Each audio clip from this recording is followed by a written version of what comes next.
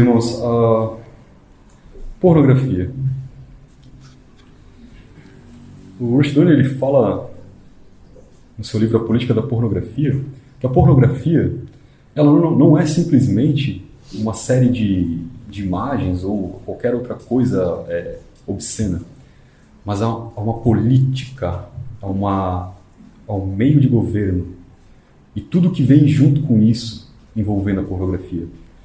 A objetificação do ser humano, a satisfação do eu, né?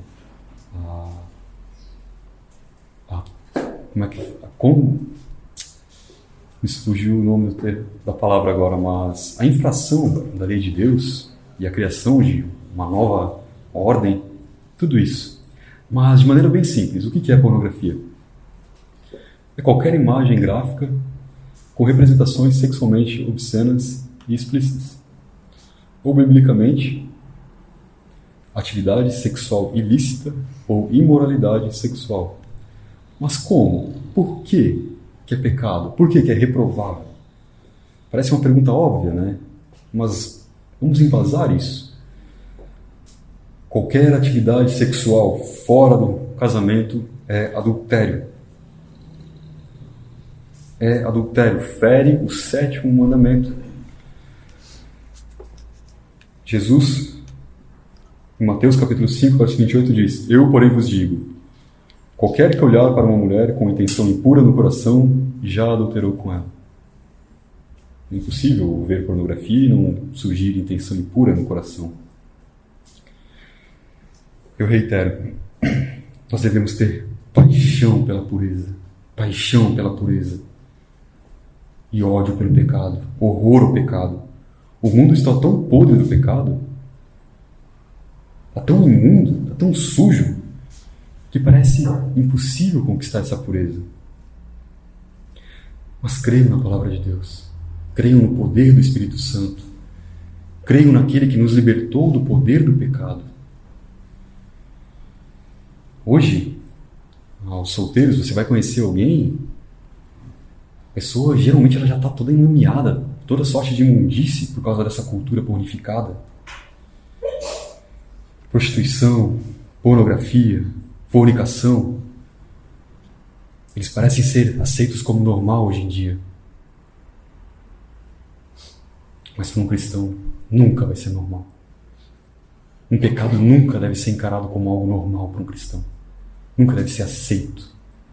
Jamais. Onde está a paixão pela pureza dos cristãos? Paixão pela presença de Deus. A prostituição comum, ela é a troca de relação sexual por dinheiro. Mas é possível prostituir seu corpo não por dinheiro, mas pelo pecado. Pelo prazer que aquele pecado dá. E qual é a recompensa do pecado, senão a morte? Paixão pela pureza não é puritanismo. As pessoas gostam de usar o termo puritanismo, às vezes com um termo pejorativo, né? A cultura secular. Aquele puritano lá. Paixão pela pureza é cristianismo. Portanto, ao ver pornografia, você deseja fisicamente outra pessoa que não é o seu cônjuge. Então, como Cristo ensinou, já adulterou. E se é adultério para os solteiros, quanto mais para os casados, quão grave é isso num casamento? É muito improvável que haja adultério sem pornografia. A pornografia alimenta a chama do desejo no coração, que é onde todo pecado nasce, é no coração. Ao mesmo tempo, ela é essencial para a objetificação da mulher ou do homem. Sempre que você olha para outra pessoa apenas com uma intenção sexual, você transformou num objeto e reduziu você mesmo a um animal movido por instintos, que vai viver baseado em instintos. Uma das marcas da pornografia é a despersonalização ou a impessoalidade. Ali não são mais pessoas. Há uma despersonalização. Trotsky, quando ele falava sobre a morte dos seus soldados, ele dizia assim, ó, são apenas material histórico. A cosmovisão humanista, sexual, ela objetificou o ser humano de tal maneira que Roger Scruton, ele sintetiza isso muito bem no seu livro Beleza, com a seguinte citação: na pornografia, o rosto não tem um papel. Não tem um papel a desempenhar, exceto o de ser submetido ao império do corpo. Os beijos não têm importância e os olhos olham para o nada, já que não se busca nada além do prazer imediato. Tudo isso corresponde a uma marginalização, efetivamente uma espécie de profanação do rosto humano. E essa profanação do rosto é também uma anulação do sujeito. O sexo, na cultura pornográfica, não é uma relação entre sujeitos, mas uma relação entre objetos. Maravilhoso, Sir Roger Scruton. Há aqueles que julgam apimentar a relação com pornografia. Isso dentro do casamento. Né? Uma palavra resume essas pessoas: impotentes. Se sua mulher ou seu marido não é suficiente para você, você é impotente. Não existe justificativa alguma para a pornografia, nenhuma. Por mais boa intenção que seja a razão disso. Nos Estados Unidos, uma pesquisa, e é engraçado que lá nos Estados Unidos isso é uma indústria praticamente, a indústria do divórcio. A gente viu recentemente o caso do Johnny Depp com a Amber Heard. Um escritório desses especializados em divórcio, ele descobriu que 60% dos divórcios tem pornografia como uma das causas. Isso é totalmente compreensível, porque como nós vimos, a pornografia ela estimula e normaliza o adultério. Em outra pesquisa, revelou-se que 68%, vejam que número assustador, 68% dos homens que frequentam a igreja nos Estados Unidos consomem pornografia. Será que no Brasil, o país do carnaval, nós estamos em uma perspectiva melhor? Uma pesquisa da USP, mais uma informação para vocês guardarem. Uma pesquisa da USP constatou que 35% dos homens com até 40 anos sofrem de disfunção erétil. A cada 10 homens, 3,5 têm disfunção erétil até 40 anos. Depois dos 40 anos, a gente pode esperar que é pior ainda. Esse mesmo número, essa mesma faixa de idade, até os 40 anos, a taxa de disfunção erétil era apenas 2%. O que está causando isso? Será que é a alimentação? Pode-se até dizer. A falta de testosterona provocada pelos alimentos industrializados, esses homens que não praticam exercício físico e tal, várias outras coisas. Mas será que é só isso? O que a pornografia está fazendo com os homens? Principalmente com os homens. Tem tudo para essa porcentagem de homens impotentes subir. A pornografia, ela descola a pessoa da realidade. Ela é um cenário produzido, artificial, como um produto que nada tem a ver com a vida real. O problema é que ela causa uma insatisfação, ela aumenta uma insatisfação com o próprio corpo e com o corpo do cônjuge. Essa ênfase moderna, causada pela divinização da ciência, porque tudo que é verdade tem que passar pelo método experimental. Ou seja, tem que ter uma experiência que comprove. De tal maneira que ela cria a seguinte frase: você não viveu de verdade se você não experimentou tal coisa. As pessoas vão buscando o choque experimental. A pornografia vai se ramificando. Vejam, o descolamento da realidade. Alguns cientistas eles descobriram que existe uma coisa no nosso cérebro chamada superestímulo. Como é que eles descobriram isso? Eles pegaram uma espécie de borboleta que, nessa espécie, os machos eles eram atraídos pelo tamanho das asas e pelas cores vivas das fêmeas. O que eles fizeram? Eles fizeram borboletas fêmeas de papelão, com asas maiores, e colocaram uma tinta fluorescente nelas. Qual foi o resultado? os machos dessa espécie pararam de se interessar pelas fêmeas verdadeiras. Só queriam as fêmeas artificiais, que não existem na vida real. Assim como as borboletas procuravam algo que não existe, os que consomem pornografia também o fazem. Você, eu, como cristãos, nós devemos fugir de toda aparência do mal. Devemos fugir de séries, filmes, tudo aquilo que você sabe que tem pornografia. É inadmissível um cristão assistir uma série, por exemplo, como Game of Thrones. É inadmissível. Vejam o poder anestésico que o pecado tem, onde você está vendo uma série, tem uma cena ali, vou passar para frente. Até passar para frente já viu um monte de coisa. Você pisar no sacrifício de Cristo? Cristo já pagou? Como assim? Que ousadia! Há uma história que Douglas Wilson conta no seu livro Reformando o Casamento, se não me engano. Havia dois casais, um casal de incrédulos e um casal de cristãos, entre aspas. E um dia esse casal de incrédulos foi assistir um filme na casa desses cristãos, e o filme, como quase todo filme hoje em dia, tinha lá umas cenas de sexo, umas cenas pornográficas e tal. Tudo bem, ninguém se importou com isso. No outro dia, o marido, incrédulo, foi até a casa do casal cristão e conversou com o marido do casal cristão. Olha, eu tenho uma proposta para te fazer. Essa noite eu vou fazer sexo com a minha esposa e eu gostaria de convidar você e a sua esposa para ir assistir. Aí o cristão, opa, como assim? Sou cristão? Como é que tu vai me falar uma coisa dessa? Ver você e sua esposa tendo relação? Tendo relação, tá maluco? Aí o incrédulo responde, não, é que ontem nós vimos várias cenas na televisão e eu achei que você não se importaria em ver na vida real também. Qual é a diferença? Você está acostumado a ver dois estranhos na TV. O argumento do incrédulo faz sentido, não faz? E por que o cristão não percebe isso tão óbvio? Que hipocrisia! A normatização da pornografia é algo sutil. No documentário O Movimento Hippie, vocês vão perceber como eles invadiram Hollywood.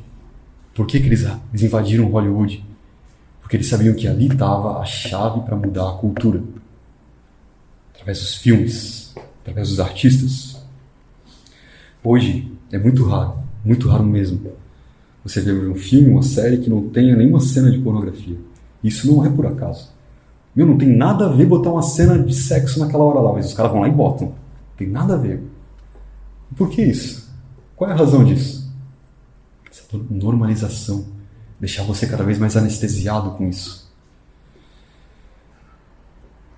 Tempos atrás, as pessoas formavam suas visões de mundo por 3 vias: Deus, família e a igreja. Suas opiniões tinham essas fontes. Agora, elas formam a partir da mídia, da classe artística, dos sistemas de ensino totalmente secularizados. Rushduni chama as escolas de instituições religiosas da modernidade. De modo que, se você quiser se manter firme, defendendo aquilo que acredita, você vai encontrar muita dificuldade, muita pressão de todos os lados. Nós, como cristãos, devemos perceber como os valores foram distorcidos. Se antes, para ser de fato um homem, você precisava basicamente honrar a Deus e amar sua família, hoje não.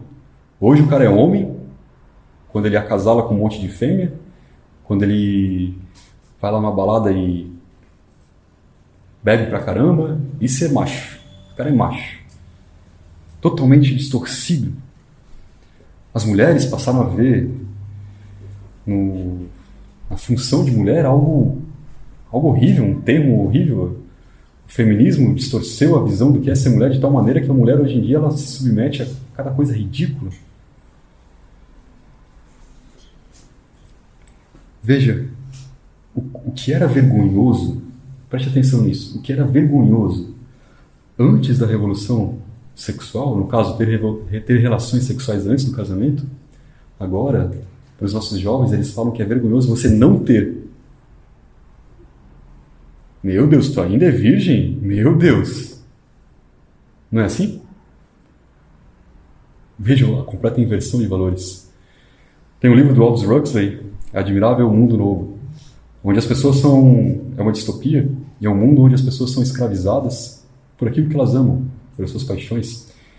De maneira que, desde a infância, 5, 6 anos, lá nesse universo, nesse admirável mundo novo, as crianças são submetidas a jogos eróticos, a brinquedos eróticos.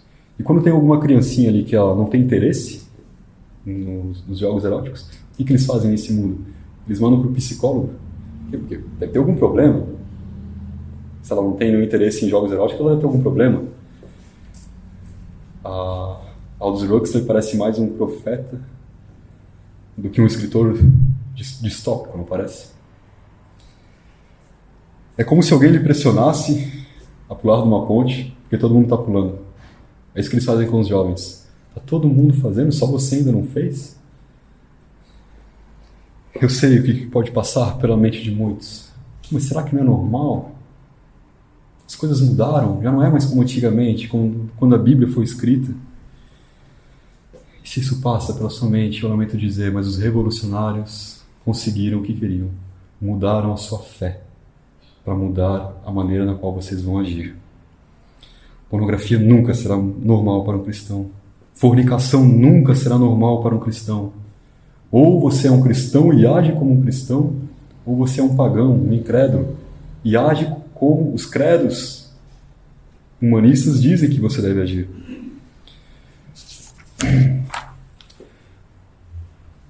Como a pornografia se torna um vício.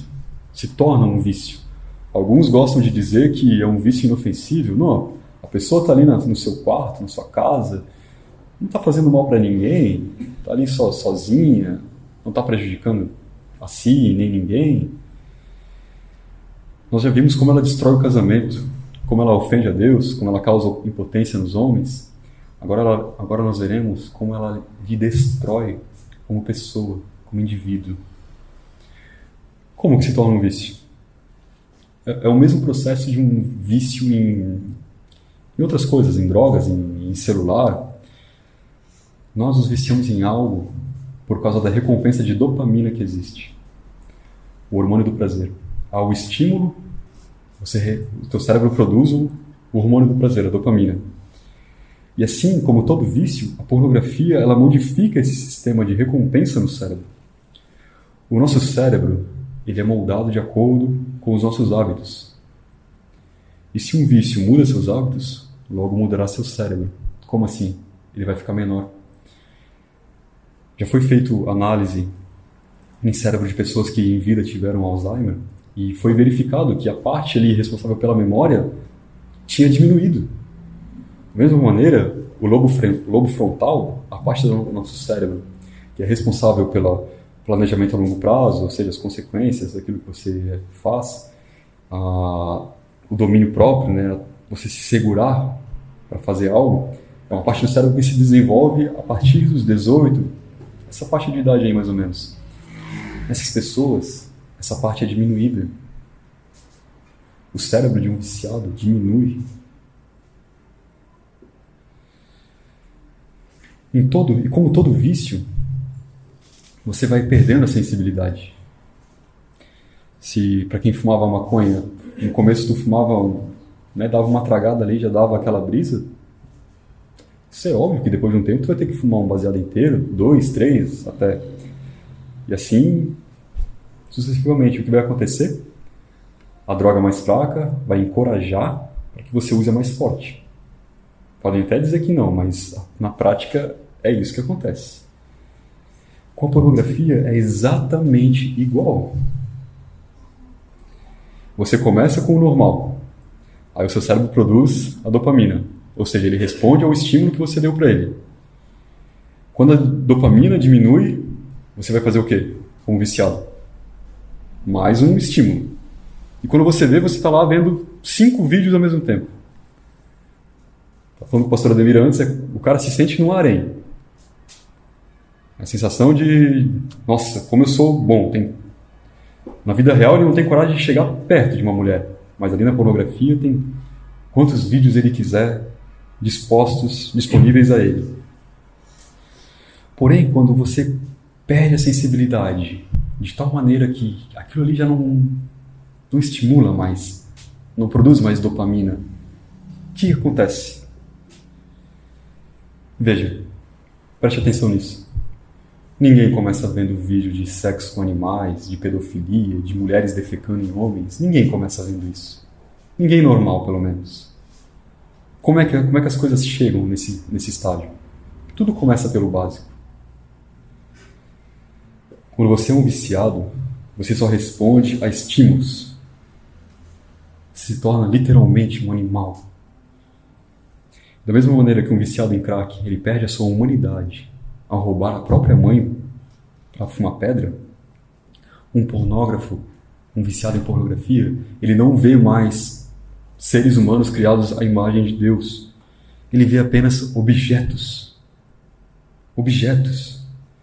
É assim que ele consegue ter estômago para assistir vídeo de pedofilia, de estupro, ou qualquer outro desses absurdos que eles inventam aí.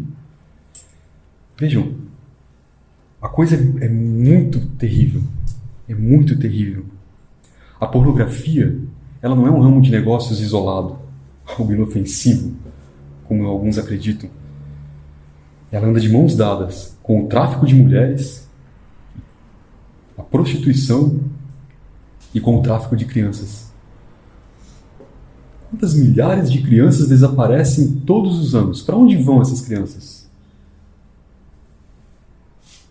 A ex-ministra Damares, ela relatou que no mercado negro, um vídeo novo de pedofilia chega a custar R$60 mil.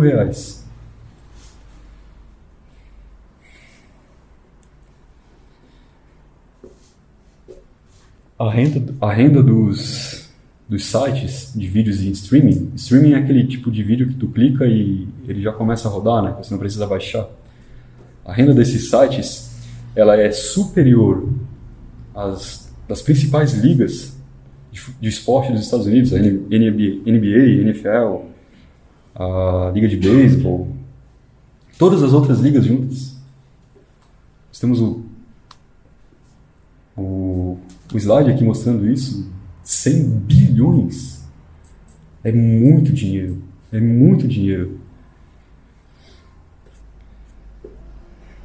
Alguém pode dizer assim: ah, mas eu não pago nada, nunca paguei nada para ver um vídeo. Se há dinheiro, há financiamento. E se você não está pagando nada, eu sinto te dizer que você é o produto. Quando você não paga nada, você é o produto. Ah, eu não pago nada para usar o Facebook. É óbvio que não. Você é o produto ali. Você é o produto que o Mark Zuckerberg vende para os seus anunciantes. Você teria coragem de continuar financiando algo como isso? Se sim, tem mais um alerta para você. Todos os estudos indicam o risco de viciados em pornografia se tornarem criminosos sexuais. Todos os estudos. Ted Bundy, se eu não me engano, um dos maiores serial killers dos Estados Unidos, que estuprava e matava suas vítimas, quando ele estava no corredor da morte, ele confessou que a pornografia foi o caminho inicial. Ele falou que não só ele, isso não aconteceu só com ele. Ele não se tornou um criminoso sexual. Não foi só ele que se tornou um criminoso sexual a partir da pornografia, mas todos os outros que estavam presos por crimes sexuais falaram a mesma coisa. Olha, nós também éramos viciados em pornografia. E a partir de então, começamos a cometer os crimes.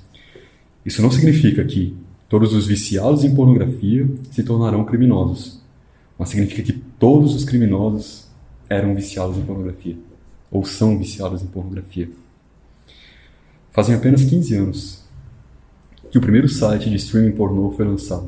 15 anos. Caramba, né? 15 anos parecem ter superado milênios. Questão de cultura. o quão terrível é isso.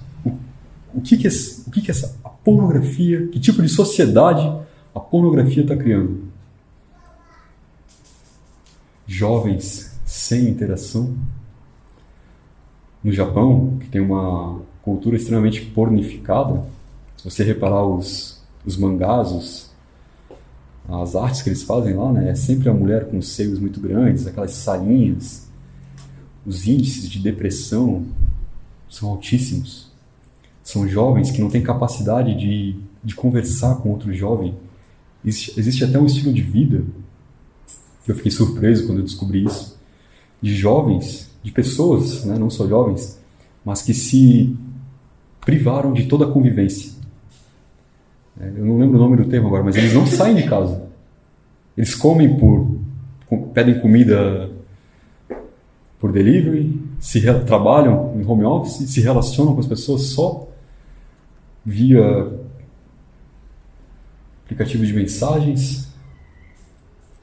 O que isso reflete? Pessoas centradas em si, pessoas que não querem relação com outras pessoas, não querem conviver com outras pessoas, não querem se doar para outras pessoas. Um egocentrismo.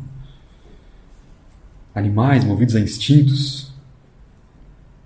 Parece que hoje as pessoas só querem acasalar, se alimentar e dormir. Uma vida animalesca, uma vida de animal. Uma sociedade que ignora Deus, que ignora suas leis.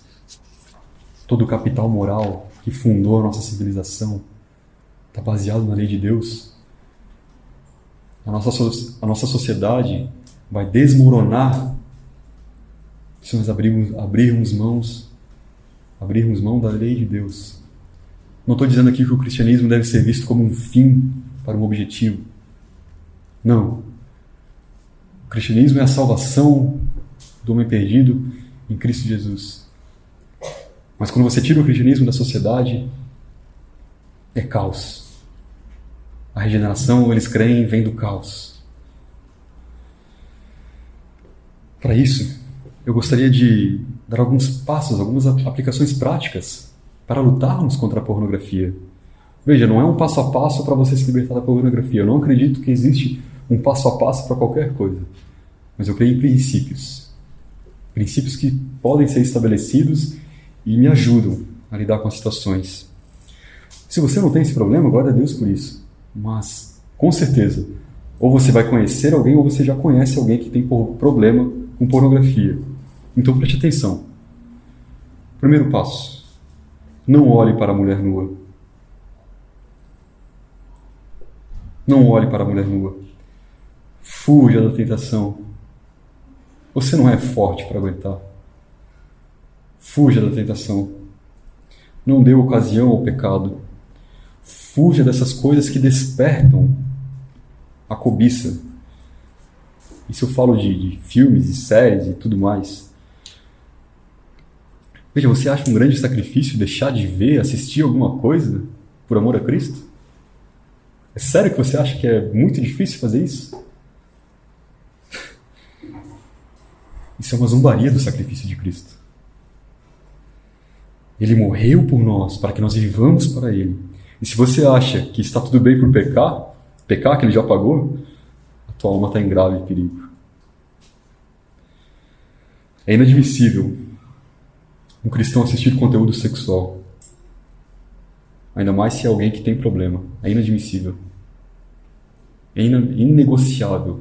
Qualquer outra justificativa. Pô, mas é um filme tão bom, só tem essa cena? Pô, cara.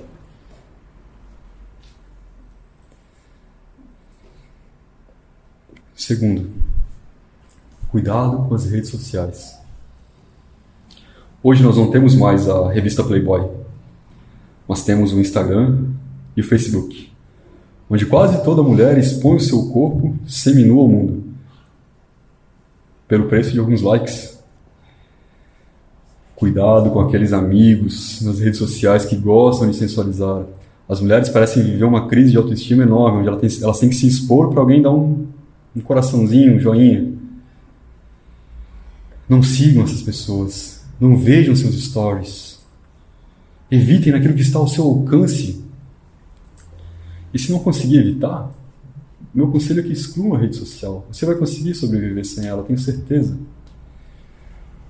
A Playboy, você vê como o imaginário é formado, né? A coelhinha da Playboy. Ou seja, um objeto que o homem pode pegar e brincar. É isso que está por trás. Quando o biquíni foi lançado, eles não acharam ninguém senão uma stripteaser para usar o biquíni naquela época.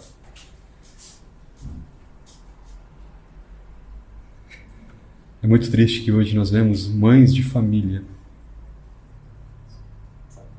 usando uma lingerie com tecido impermeável e expondo isso numa rede social.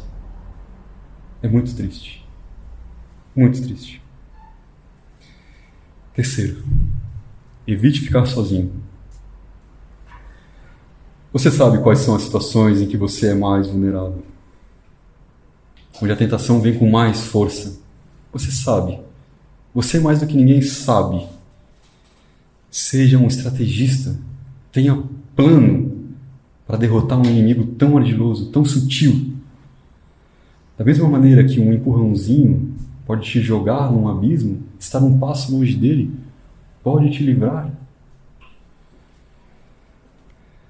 Quarto, bloqueie todo o conteúdo ofensivo a Deus. Isso é bem fácil de fazer. Se você não fez ainda, eu recomendo que faça. Faça. Vai lá nas configurações e bloqueia conteúdo mais 18. É simples. Até nas suas pesquisas você vai evitar de aparecer algo que um cristão não deveria ver.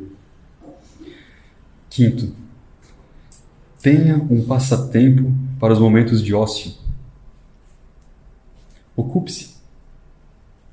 Ocupe-se. Seja com leitura, jogos, se for, outra coisa, mas evite ficar entediado com o celular na mão. Se puder ter uma atividade física, isso é ótimo, pois irá lhe dar algo para fazer e aliviará as tensões. Eu conversava com o Diego e ele contou um caso do Luciano Subirá, é isso? É isso, né? Ele disse que ia ter um congresso lá, aí ele estava no hotel esperando e ele sentiu uma vontade muito forte de ver pornografia. Aí ele fez o quê? Ele ligou para sua esposa. Conversar, para falar, olha, estou passando por essa aprovação. Aí a esposa dele aconselhou ele, olha, tem piscina aí no hotel? Tem. Então vai lá em nada até tu não aguentar mais. E foi isso que ele fez. Ele foi na piscina do hotel e nadou até ele não aguentar mais. Quando ele chegou em casa, ele estava totalmente esgotado, pôde esquecer aquela tentação, pôde superar aquela tentação. Sexto, purifique seus lábios. A boca fala do que está cheio o coração. Você já percebeu como quase todo palavrão tem conotação sexual? O coração do homem moderno está cheio de perversão sexual. E o seu? Eu sei que às vezes a gente está tão imerso numa cultura onde é tão normal falar algumas palavras que você fala sem perceber, você fala sem a maldade daquela palavra. Mas não é assim que o cristão deve falar. Como é que um cristão deve falar? Filipenses 4:8. Quanto ao mais, irmãos, tudo que é verdadeiro, tudo que é honesto, tudo que é justo, tudo que é puro, o que é amável, tudo que é de boa fama, se há alguma virtude, nisso pensai. Sabe aquelas piadas? Aquelas piadas quando o homem sofre um adultério, os caras vão lá e fazem piada. A gente ri dessas piadas. Várias piadas. Antigamente, eu assistia Praça Nossa. Eu parei de assistir. Não importa qual personagem que vá lá. Todos fazem piadas com conotação sexual. O cristão não pode permanecer passivo diante disso. Não pode absorver um modo de falar dos ímpios.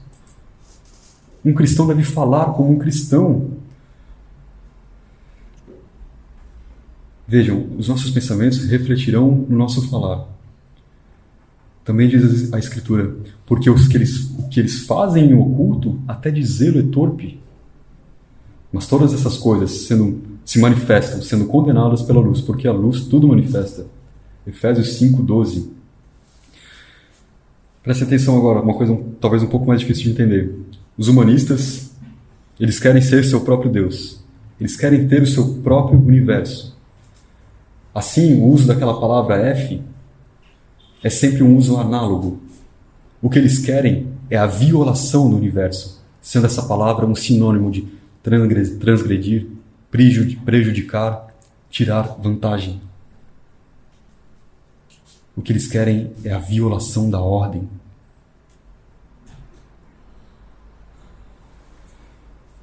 Sétimo, por fim, para vencer a pornografia, para vencer o desejo no coração pela pornografia, devemos buscar em Deus a força para tal. Na oração. Devemos alimentar a certeza de que a recompensa do pecado não é prazer, é morte. Aqueles momentos de ilusão que o pecado dá ali não é prazer, é morte. Para um cristão é morte. Nós devemos deixar de confiar na promessa de prazer que o pecado faz e confiar na promessa de Deus, que não pode mentir. A verdadeira alegria, a verdadeira felicidade, o verdadeiro prazer, o verdadeiro contentamento está em Deus, na sua presença. Como C.S. Lewis bem expressou na sua famosa analogia,